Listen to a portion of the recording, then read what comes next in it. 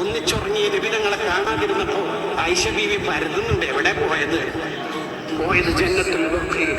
നിസ്കാരം നിസ്കരിക്കുമെന്ന് നൃത്തത്തിലും ഓത്തിന് ശേഷം ഉമ്മത്തിന് ദുആ, റുകൂഇലും ദിക്റിന് ശേഷം ഉമ്മത്തിന് ദുആ, സുജൂദിലും തദൈവ. അത്തഹിയാത്ത് കഴിഞ്ഞിട്ട് ഉമ്മത്ത് നിസ്കാരം കഴിഞ്ഞിട്ട് ചോദിക്കുന്നുണ്ട്, എന്താ നബിയെ ഉമ്മത്തിന് കിട്ടുമ്പോഴേക്ക് ബാക്കിയൊക്കെ മറന്നു? ഞാൻ ഈ ദുനിയാവിലും ഖബറിലും ആഖിറത്തിലൊക്കെ എന്റെ ഉമ്മത്തിന് വേണ്ടി എന്നല്ലേ എന്ന് പറയുന്നുണ്ട്. ഒന്നിച്ചുറങ്ങിയ നബിനെ ആൾക്കൊരു വീട്ടിലൊരു മരണം നടന്നാൽ ചില ആശ്വസിപ്പിക്കൽ മൗനം കൊണ്ടായിരിക്കും നല്ലത്.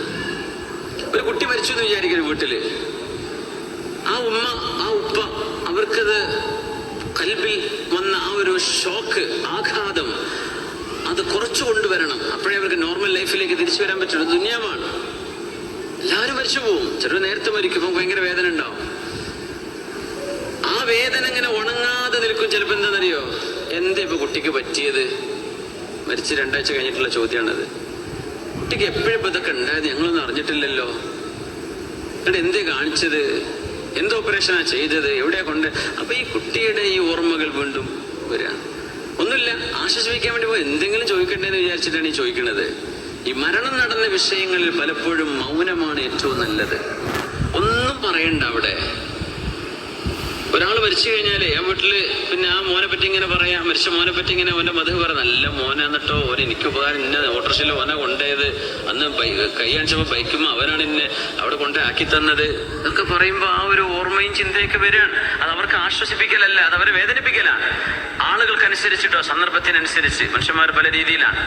ചിലപ്പോഴേ നിങ്ങളവിടെ പോയി ഇരുന്നാൽ മതി, ഒരു ദുആ ചെയ്യാം, അത് ഏറ്റവും നല്ല ഒരു ഉപകാരമാണ്. ബാക്കിയുള്ള വർത്തമാനങ്ങളൊക്കെ ചിലപ്പോൾ വേദന ഉണ്ടാക്കുന്നതായിരിക്കും. നമ്മളറിയില്ല, നമ്മൾ ആശ്വസിപ്പിക്കാനാണ് പോണത്. എന്താ പറയേണ്ടത് നമ്മൾ ആൾക്കാർക്ക് അറിയില്ല, പെണ്ണുങ്ങൾക്ക് പ്രത്യേകിച്ചും. അപ്പൊ അങ്ങനെ കഥ പറഞ്ഞുകൊണ്ടിരിക്കും. അപ്പൊ ആ പഴയതൊക്കെ ഓർമ്മ വന്ന് അങ്ങനെ വേദനിച്ച് തളർന്ന് ആരും വീട്ടിക്ക് വരാതിരുന്നാ മതിയായിരുന്നേ എന്നൊക്കെ ആ ഉമ്മയും വാപ്പി ചിന്തിക്കുക. ആരെയും വന്നാ പിന്നെ പഴയത് ഓർമ്മപ്പെടുത്തി വേദനിപ്പിക്കലാണ്. മൗനം, അത് മതി. പ്രാർത്ഥിച്ചു കൊടുക്കുക, സ്വർഗത്തിൽ അല്ലാഹു കാണിച്ചു തരട്ടെ, സ്വർഗത്തിൽ എത്തിച്ചു തരട്ടെ, ആമീൻ. ഇത്ര പറഞ്ഞാൽ മതിയാവും. അല്ലാതെ നമ്മൾ പറഞ്ഞുണ്ടാക്കുന്ന ആശ്വസിപ്പിക്കൽ ഒരു പക്ഷേ അതിൻ്റെ ഉപകാരത്തെക്കാൾ ഉപദ്രവമായിരിക്കും ഉണ്ടാവുക. അത് പ്രത്യേകം ശ്രദ്ധിക്കണം. മനസ്സുകൾ നമുക്കൊക്കെ അങ്ങനെ ഒരു അനുഭവം വരുമ്പോഴാണ് നമ്മുടെ മനസ്സിന്റെ അവസ്ഥ എന്താണെന്ന് അറിയുള്ളൂ. നമ്മളിത് പറയുമ്പോഴും നമ്മുടെ വീട്ടിൽ നമുക്കൊരു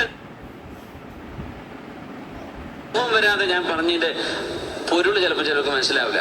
നമ്മുടെ വീട്ടിലൊരു അനുഭവം വരണം. നമുക്ക് അത്രയും വേണ്ടപ്പെട്ട ഒരാൾ നമുക്ക് നഷ്ടപ്പെടുമ്പോൾ അവരെ കുറിച്ച് ഓർക്കുന്ന ഓർമ്മകൾ കാരണം വരുന്ന മനസ്സിന്റെ ദുഃഖവും ഭാരവും. അതുകൊണ്ട് പ്രാർത്ഥിച്ചു കൊടുത്താൽ മതി. അത്തരക്കാർ കുറേ വർത്താനൊന്നും പറയണ്ട. മരിച്ചുപോയി, എല്ലാവർക്കും ഒരേ, എങ്ങൾക്കും ഒരേ, ഓർക്കും ഒരേയാ. ഒരാൾക്കൊരു വീട്ടിലൊരു മരണം നടന്നാൽ